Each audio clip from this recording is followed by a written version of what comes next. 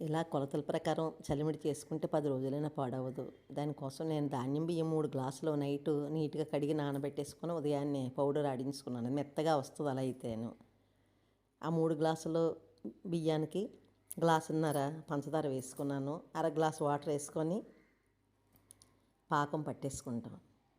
ఆ పాకం వచ్చిందో లేదో చూడడం కోసమని నీటిలోను కొద్దిగా వేస్తే దగ్గరికి ఇలా పట్టుకుంటే కొంచెం మనకి ఇలా పిక్కలా వస్తుంది. అంటే మరి గట్టిగా కాకుండా కొంచెం ఇలా సాగుతున్నట్టు వస్తే పాకం కరెక్ట్గా ఉన్నట్టు. అప్పుడు మంట తగ్గించి సిమ్లో పెట్టుకొని కొంచెం కొంచెం పౌడర్ వేస్తూ కలపాలి. ఒకేసారి వేసేయకూడదు. కొంచెం కొంచెం అలా వేస్తే ఇలా గరిటికి జారుతూ ఉంటుంది అనమాట. ఆ చలిమిడి అలా జారుతూ ఉంటే కరెక్ట్గా వచ్చినట్టే. అది తీసి పక్కన పెట్టేసుకొని మనం ఇలాగ డ్రై ఫ్రూట్స్ వేపుకోవడానికి ఇలా నేతిలో వేసుకోవాలి. ముఖ్యంగా కొబ్బరి మాత్రం ముదరది ఉండాలి. ముదర కొబ్బరి అయితేనే బాగుంటుంది, లేతదైతే పనిచేయదు.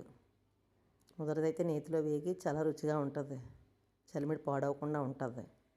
అది వేగిన తర్వాత జీడిపప్పు వేసి వేపేసుకుంటాం. ఆ వేడి ఉన్నప్పుడే కిస్మిస్ వేసేస్తే వేడికి వేగిపోతాయి.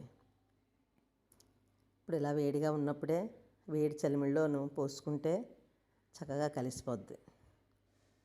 ఆఖరిలో యాలకుల పొడి వేసుకుంటాం. మీకు ఎవరికైనా ఇలా కొలతలు చేసుకోవాలనుకుంటే ఇలా కొలతల ప్రకారం చేసుకుంటే చాలా బాగుంటుంది.